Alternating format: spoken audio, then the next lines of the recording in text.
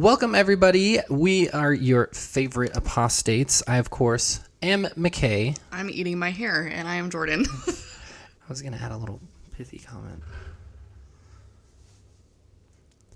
Well, the moment's gone. Well, you didn't tell me about it. That would ruin the funniness of it. Okay. Well, today we're doing something kind of different from what we usually do. We've had numerous people reach out to us and ask about our take or our thoughts, I guess, on the Lori and Chad Daybell situation. Yes. And so I need to get my laptop because I took some notes. And McKay has some things also. But yeah, as Exmormons, we kind of have some... We have some skin in the game because this is a situation that is born, and people will speculate and say that it's not born out of Mormonism, but Chad Daybell was born and raised a Mormon. Mm-hmm. And so it started off that way. So we have some potentially helpful maybe points of reference. Most of this is just going to be snark, I feel like. But not to downplay the seriousness or the graveness of this case, which was absolutely tragic. I followed this pretty closely. This happened actually right after, 2 months after the murder of one of my friends. And so I was actually pretty steeply involved in this one because it was happening. I was dealing with a lot of legal things at the same time. And I kind of backed off for my own mental health, so I had to refamiliarize myself with all of the things. But all of the things that were going on. Yeah. So this is a heartbreaking and tragic situation. Yeah. And I feel for all of those who were involved and didn't want to be and got dragged into this mess. Yeah. So I won't show either of their pictures because sociopathic cults of personality kind of people, when they commit crimes, they're not going to get any notoriety from them or from us. So they can suck it. I'm inviting you, Chad Daybell and Lori Vallow, to suck it. I don't feel like we need to go too in-depth on this because this overtook national world news. And so I'm pretty sure the majority of you are familiar with this case. But yeah, we will kind of walk through the timeline because there are relevant things kind of happening as we go. So yeah, we'll start there. Yep. So Chad Daybell, born in 1968 in Provo, Utah, the Holy of Holies, the factory, as we would have called it when I was a missionary. He was born into Mormonism. There's no way that he wasn't. He studied at Brigham Young University. He married Tammy Douglas in Manti, Utah, notably because there is a popular temple in Manti, Utah. Mm-hmm. Graduated from Brigham Young. They got married before he graduated from college. Yeah, so 2 years before he graduated in 1992, they got married. He got a BA in journalism. He also worked as a cemetery sexton, which is a grave digger. If you weren't aware, that's a special little detail. That's kind of interesting. Let's see. He founded Spring Creek Book Company, which is a publishing company that he's the president of, and devoted to his end times fiction and other religious books. So notably, he has written 25 books, and the first ones are really inconspicuous, whatever. Tiny Talks, Volume 2, The Savior, and this primarily marketed towards children. Yeah, books. LDS children, Mormon children. A Prophet in Palmyra, talking about Joseph Smith, and there's little cartoony things. I Know the Modern Prophet. Okay, so pretty inconspicuous stuff in those early years. This is 1999 to 2004, where things really start to take a turn. We'll go back to this little timeline here. What was the big event that really kind of kicked this stuff off? The point of all of Chad's things is he was writing end of timey doomsday fiction within the LDS world, and that's there are tons and tons of fiction writers who write about similar things. Mm-hmm. And it just passes into Mormondom because it's fiction and you're not taking it seriously.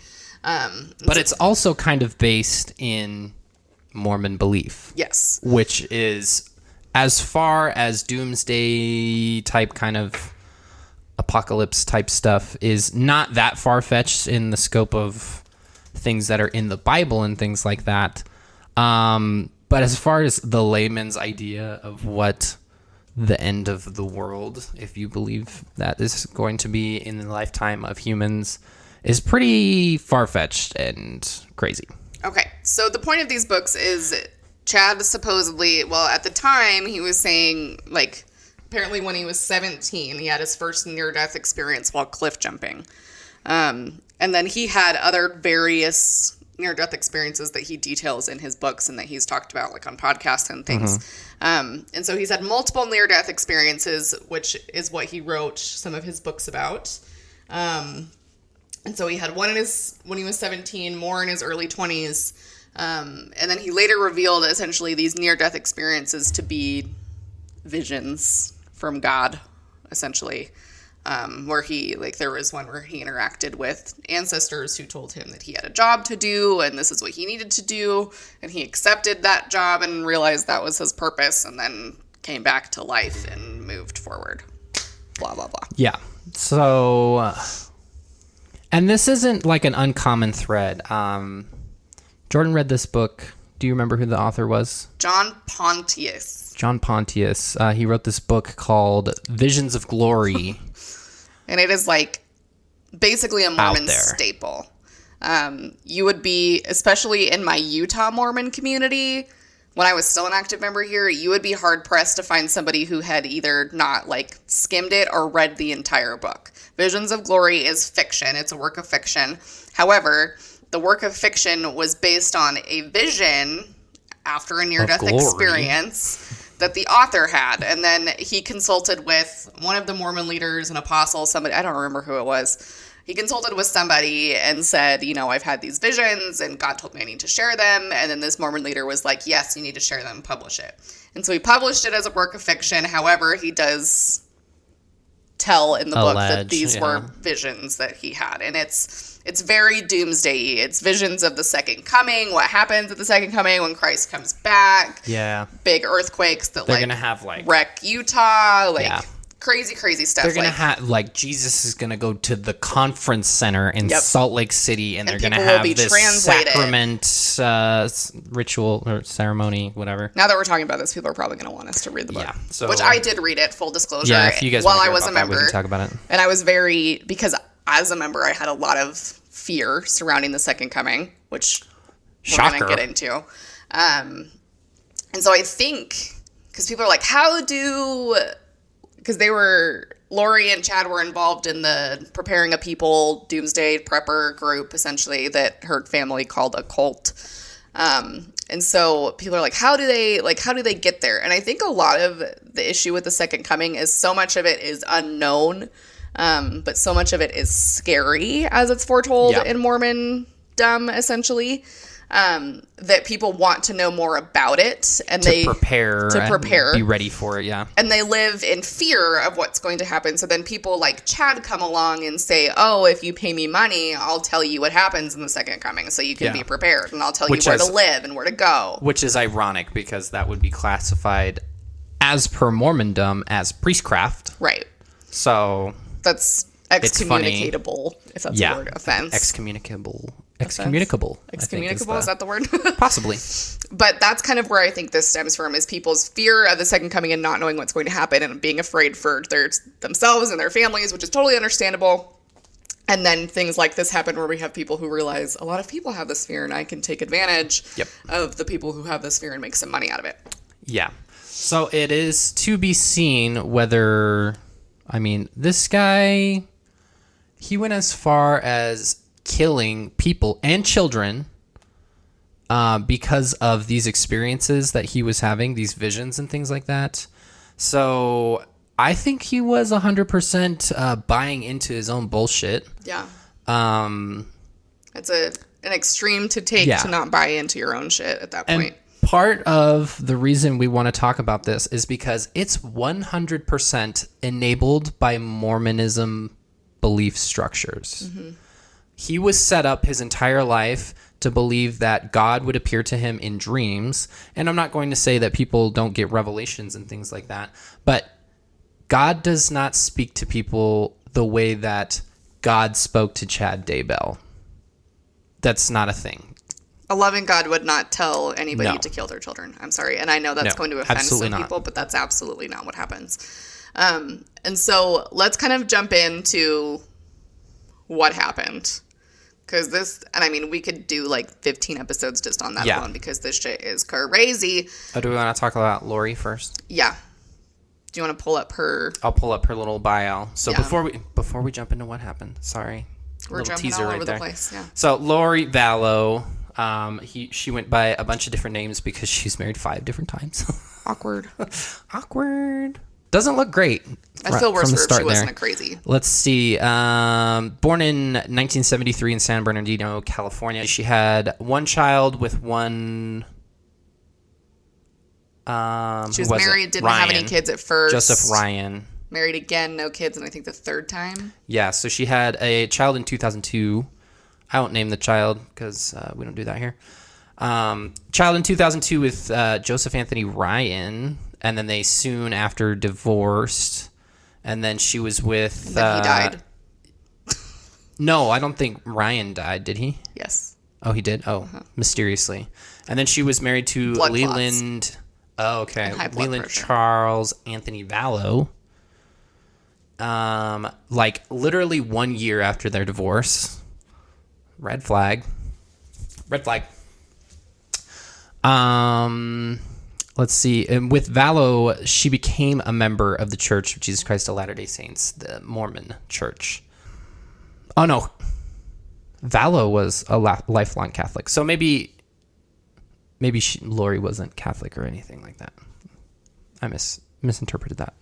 Okay, so it seems like I was mistaken. She was possibly Mormon before because when she married Charles Anthony Vallow, he converted to Mormonism. Yeah. Okay. Yeah. So we got that. They had a kid. So she had the one kid, and now she has the other. They have a son in 2012. And then they moved to Kauai in late 2014. Well, they didn't have a son. JJ was their grandnephew. He's related to Lori, but not like he's not Lori's. JJ was adopted. Okay. So then we have 2015. Lori starts to read Chad's books and becomes obsessed with them. And then she goes with her friend and attends a Preparing a People event where she meets Chad for the first time. And by the end of this weekend, Chad had told her and a friend that the two had been married in 7 previous lifetimes.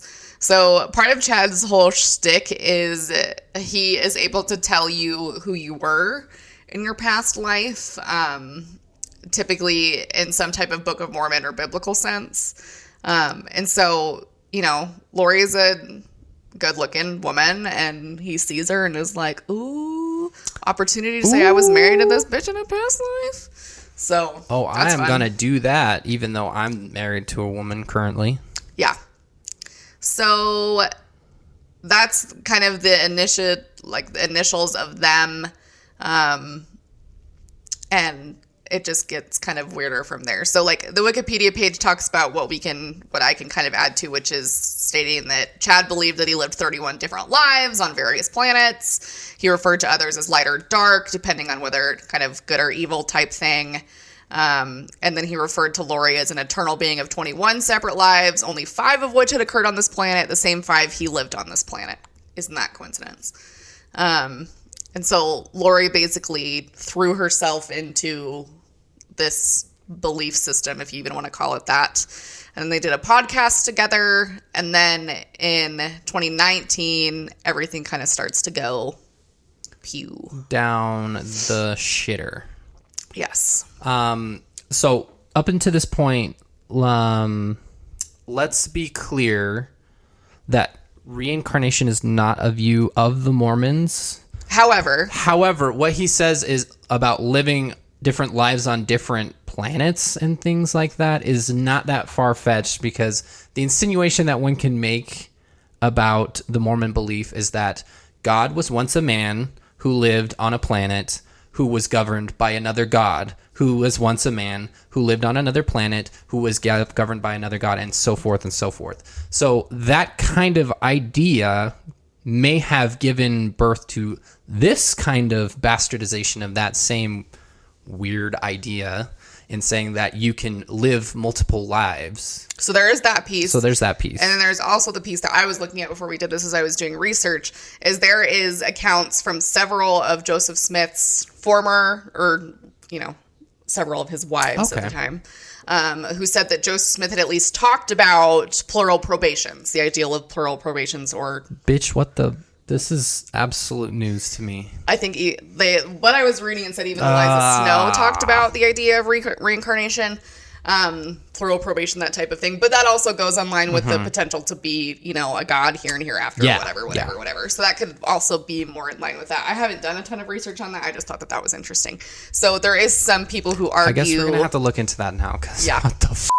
I guess some people say that Chad kind of focused on Joseph Smith's really early, weird, strange shit that the Mormon Church really didn't adopt moving forward. Okay, so yeah. So that's fun. They appeared together on Preparing a People podcast episode. Time to warrior up. I don't like that kind of language. Let's see, another interesting... Stayed at their house at that time. He was staying at their house? Gross. They were probably doing it. Let's see. So then we have February 2019, where according to her ex-husband, Charles Vallow, where she's told him that she didn't care about him or their child, and claimed that she was the reincarnated wife of Joseph Smith, and then disappeared for 58 days. Which wife? Which Lori? One? Let's hear it. Which wife are you totally just tainting the name of? I want to hear it. And this isn't the only Mormon leader that she claims to be married to as well. And then this is when Charles filed for divorce, saying that she was being basically insane and threatened to murder him, had taken money out of their bank account, stolen his stuff, stolen their vehicles. And then he filed an order of protection against her. And then later on, they had said it was primarily out of concern for their child, because their adopted child had autism, and had some pretty, I'm a special education teacher, so I know how this goes, as these children tend to thrive on consistency and routine, and Lori was not really doing any of that. And so shocker, his behavior was kind of, according to her, was erratic and kind of out of character for, if you will, normal child, which there really is none.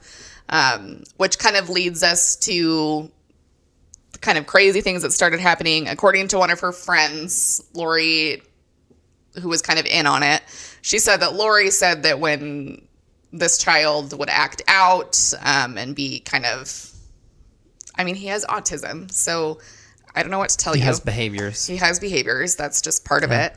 And when he would act like that, she would say it's because, he's a zombie. And then we have the entrance of the zombie children. Yeah. So is the idea of them being a zombie because of demonic possession? Yes. Okay. So that's another thing that Mormons believe in. It's biblical. It's not something that's really talked about. I have a personal experience of a family member of mine who was in a bishopric performing an exorcism in the Mormon Church.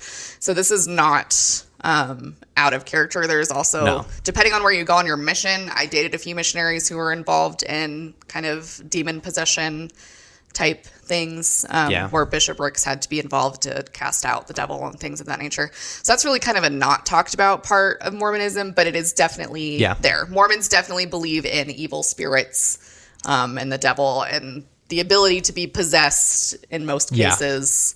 So that's not totally outlandish for a regular Mormon person. No, absolutely not. But the zombie idea, that is that's foreign to Mormonism. Very far out there. Yeah, I don't know what that is. And I don't think, I would say that most parents would say that children would not be able to be possessed. I have never heard of an experience like that. Usually in Mormonism, you hear the stories of, somebody left the church and started getting into like witchcraft or Satan stuff, and then they were possessed. LOL, joke's on you. Yeah. So that's kind of more of the argument. So like a child becoming possessed seems outlandish. Very much so. Yep. So that's interesting how that went about. Was there anything leading up to... What do you have in your notes there that you want to touch on? Jordan was following really closely along with this when it was getting together, like to the point where I'd come home from work and I'm like, geez, I just was at work all day. I don't want to hear about this. I don't want to hear about these shitty people. Can we just talk about I had to take a break from my own... Well, you have to understand that I came out of my friend being murdered about less than 5 minutes from my house. And coming out of that, we didn't know what happened. She had just gone missing. We didn't know what was going on. And so I launched all my time and effort into trying to find her and figure out what happened. And then it came out that she was murdered. The person is now in prison. And so I basically came right out of that and jumped right into this, which was, unsolved. People didn't know what was happening, all kinds of craziness. A little more detached from us, too. Yes. Less personal. So I jumped into that and then realized I needed to take a step back for my own mental health. Jordan fixates on things, but that's okay. So some notes that I took about past life. So Chad believes that he can tell people who people were in their past life. So apparently, and this was recovered as part of the investigation, he sent an attachment to Lori with a list of who her past life people were. So supposedly in a past life, she was Mary French, the wife of Robert Smith Jr. Don't know who that is. The most significant prophet Moroni's wife. So if you're not familiar... Moroni, like the guy, the doot on the top of the temple. On the gold guy on top of the temples. Yeah, that guy. Yep, Moroni, the prophet of the Book of Mormon. And then Elena, the daughter of Judas, who's married to James the Just. And this is significant because... Wait, Judas like Iscariot? Or I don't know. Okay, that would be... I have no idea. Gross. This is significant because Chad considers himself to be James the Just in a past life. So this is part of connecting the dots with he and Lori were married in a past life. Okay. James the Just. And then Lania, killing people daughter and burying of them in Methuselah. the backyard. So there's some weird, and he can do this. He can do this for everyone, and I'm pretty sure people would pay him to do this. And so he could do it just like Joseph Smith came up with Zelf. Exactly. Just pull it out of his ass. Exactly. So, and then going back to Lori. So Lori believes that she's immortal, was formerly married to Moroni, and Chad can think he reveals individuals' past lives, blah, blah, blah. And then both could reportedly reveal whether individuals were part of the 144,000, a significant body of last days believers mentioned in the book of Revelation. So... So this came up a lot. Holy shit. This came up a lot in the investigation. Lori was absolutely convinced that it was going to be, I think, in July of 2020. I think it was in July of 2020. Joke's on you, dumbass. That, she was going to lead the righteous 144,000 into the millennium. Yikes. And so that day obviously came and went. And we're all still here. We're all still including here. her. Let's see. The other thing I took notes on, one of the most disturbing things I read was that Chad and Lori were sealed ceremonial married to one another before either of their spouses died, allegedly believing that they both were going to die soon. So I don't think this was an official sealing recognized by the church because the church would not have done allowed that to happen. So this definitely would have been like a weird ceremonial thing that the two of them would have done, like behind closed doors. That was not, as far as I know, recognized by the church. And in any degree. Yeah, it would be hard to do that. Yeah, so that's not recognized by the church, as far as I know. And then also, Lori said she's a translated being who could not taste of death, sent by God to lead the 144,000. Let's see. Yeah, so I don't know if that's a Mormon idea, but translated beings are people who essentially, we've talked about this on a TikTok, and the 3 Nephites, people who are essentially become immortal, and they're like, I don't know if I want to go as far as to say they're already resurrected or something, but they won't die. They won't die. They can just tarry forever. Yeah, the Mormons believe that John the Beloved was translated, and he's going to tarry until Jesus comes again. And that the 3 Nephites from the Book of Mormon, from Jesus's ministry in the Americas, were translated, and they will also tarry until Jesus comes again and preach the gospel until then. So this idea of like translated beings being on the earth is not outlandish in Mormonism. Yeah. Some Mormons will say that that's crazy, but that's literally the doctrine. Well, I don't know. I don't know if you could really find somebody that would say that's crazy. No. And the John the Baptist thing comes from a Joseph Smith translation of the Bible. Isn't that funny? Isn't that convenient, right? So, anyway. And then other things that I took notes on, interesting things like about Chad and his wife Tammy. There was, I don't know where this came from. I don't know if this was like deposition related. And so during the Great Recession, book sales. Oh, like in 2008? Yeah. Okay. Book sales went down. Chad's book sales were tanking. So there was some stress happening on them. And so they weren't really doing anything with the company, and it was just kind of hanging there.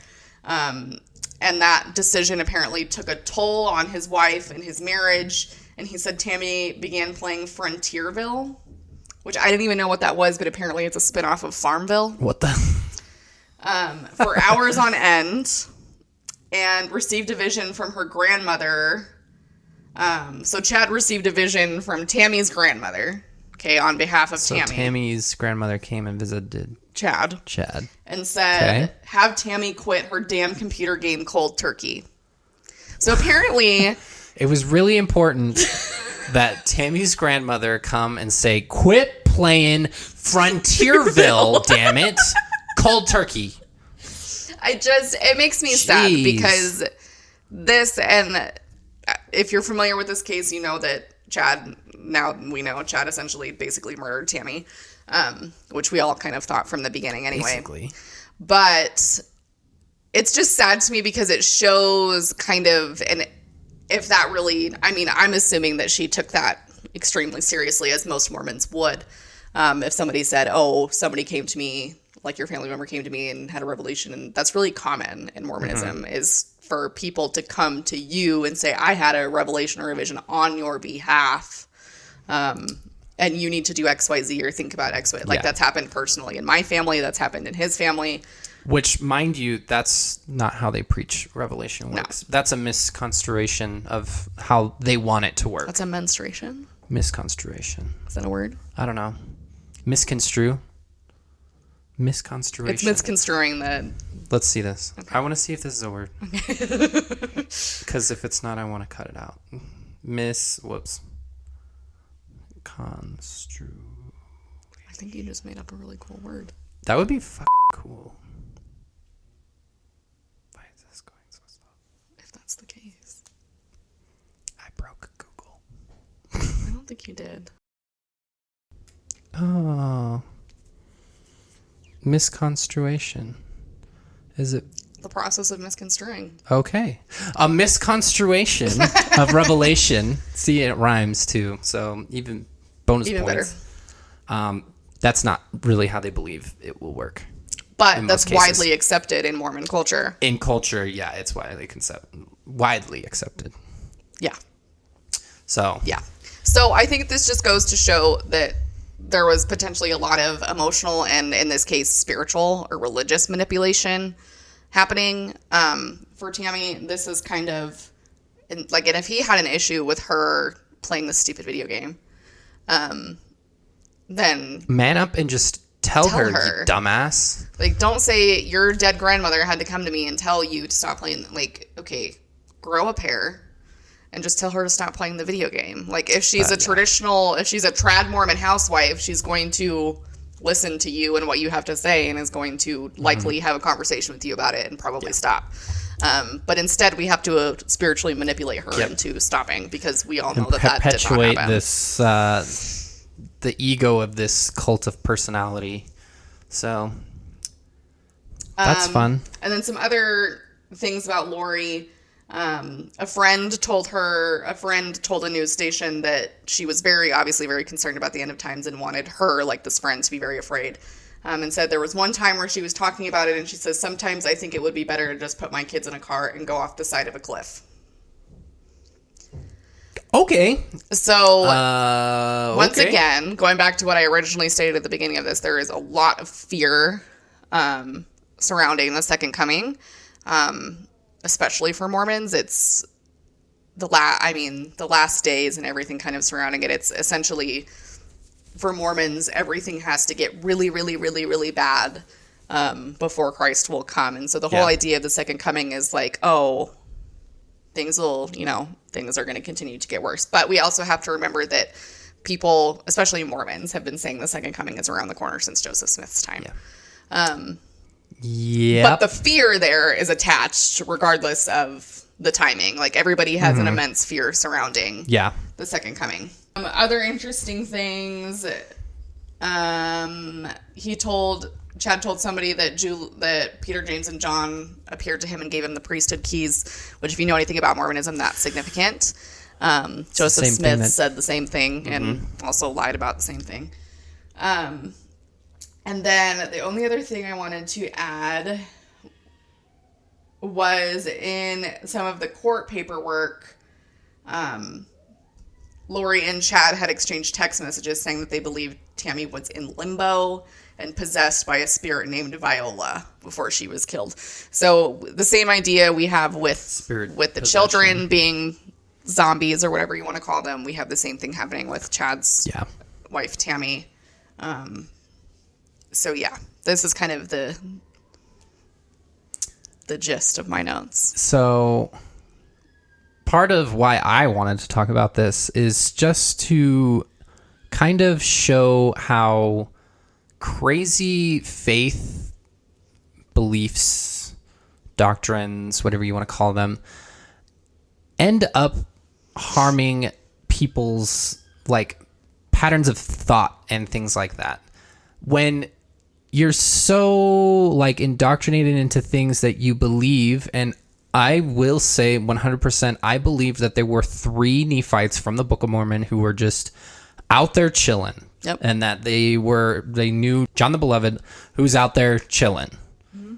We believed those things. And when that kind of a crazy belief is something that's commonplace for you, when you're full on believing that the city of Enoch from the Bible is literally going to descend from heaven before Jesus Christ comes again. So when you're believing things that are outlandish, like some homies from the 4th century are here, not even from the 1st century are hanging out because they were translated beings, it's not that hard to make the leap to outlandish beliefs like what the fever dreams of Chad Daybell caused him to believe. Yeah. So, and this is far from an isolated incident as far as people going off the rails with weird religious revelations extremes and things like that. This just happens to be a current event that made national news where it just went way too far. So, and we're not at all saying that Mormonism leads you down this path, because we would have Mormons killing people left and right if that was the case. I would argue that any type of organized religion or belief system could lead people here. Can lead people here. Yeah, it's not going to always happen. This is an extreme case, but it's not. But you have to recognize that the extreme, like, and, you know, they took the really extreme kind of ideas of Mormonism and added some more extremism onto them by Chad claiming, you know, that he's a prophet, and by Lori claiming that she's immortal. And like, we've just expanded upon this extremism, but it essentially has to root from somewhere. And so Mormonism was kind of the root, was the root for this. And I'm not saying that other things don't play a role in this. Like, clearly, mental illness plays a role in this, I personally believe. You know, Lori was just deemed not competent to stand trial, which, fun fact, I didn't know that you can't use the insanity plea in Idaho. So Lori won't get off the hook for doing what she's done. She's going to be in treatment for 90 days, and then they're going to reassess. And so this, and I don't think anybody should be surprised by this. I mean, these people clearly have issues, some mental illness going on. I mean, this is... They believed that their children... were possessed. Children, not even the age of 18, were possessed and became zombies. And the only way to stop that was to kill them. Yeah. This like your is own children. Insane. So there is an extreme, I would argue, level of mental illness here. And being declared not competent to stand trial essentially means that Lori does not have any idea about the legal proceedings that are going on, or at least she does not understand them. Yeah. So she's... like, she doesn't even understand what's happening, the legality of what's happening. Legally, she's been deemed a child. Like, she literally has no clue. Can't. And, you know, you could say she's playing that, and she could... But I honestly... These people killed their own children, and she believes that she was married to Moroni and Joseph Smith and is immortal. So is it really that crazy to think that, you know... Maybe she doesn't really know what's going on. Maybe she doesn't really know what's going on, and she is... Maybe...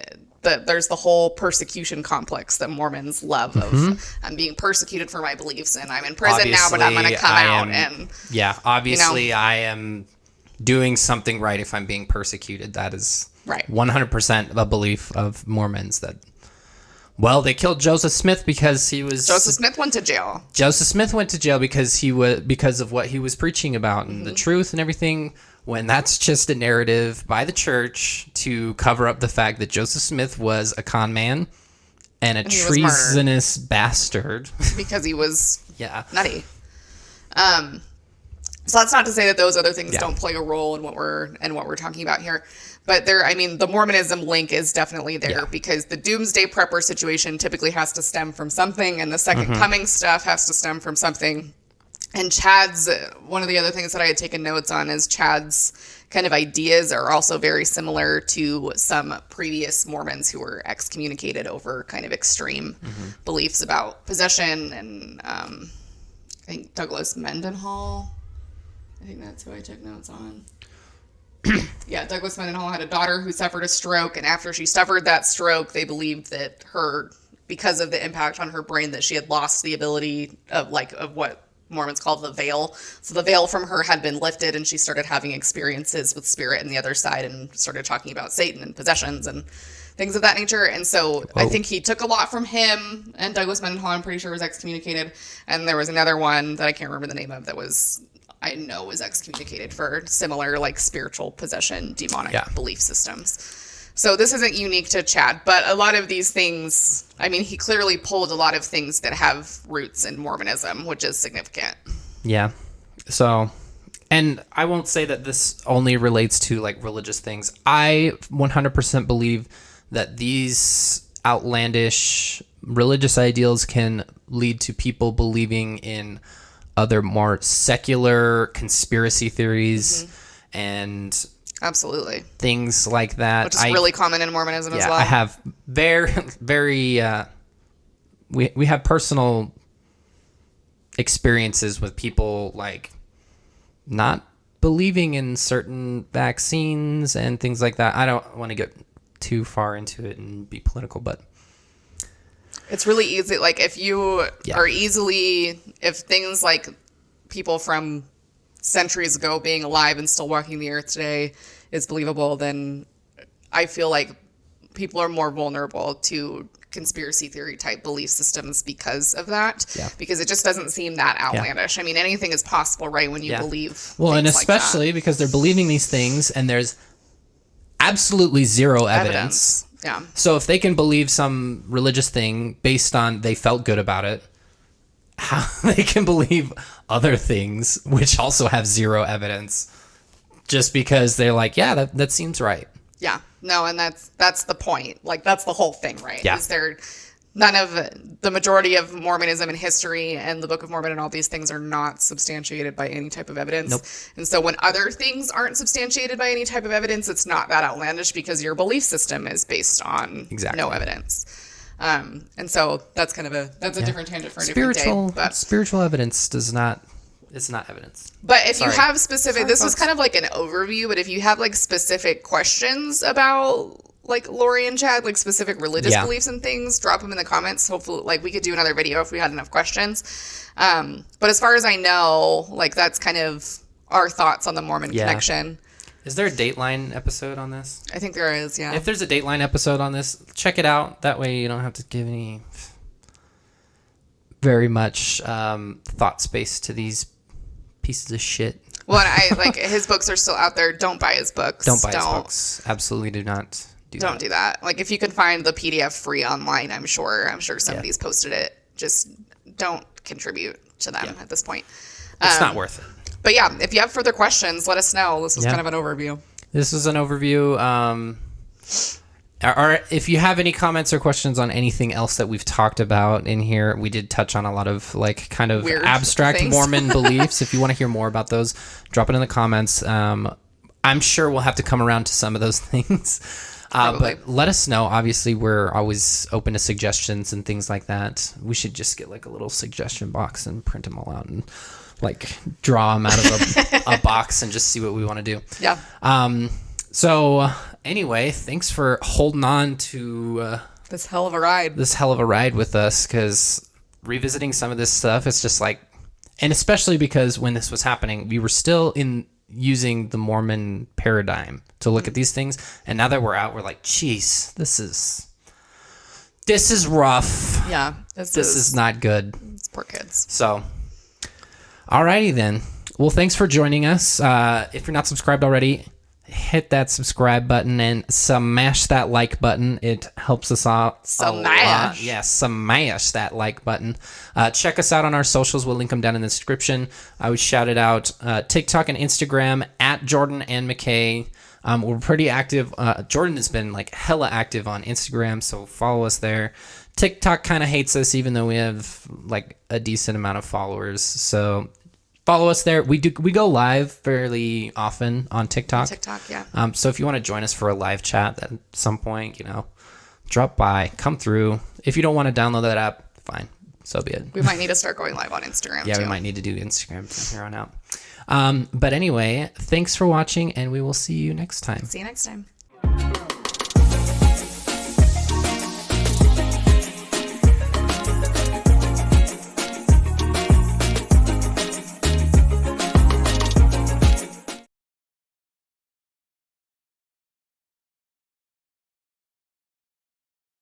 Based on the like Mormons.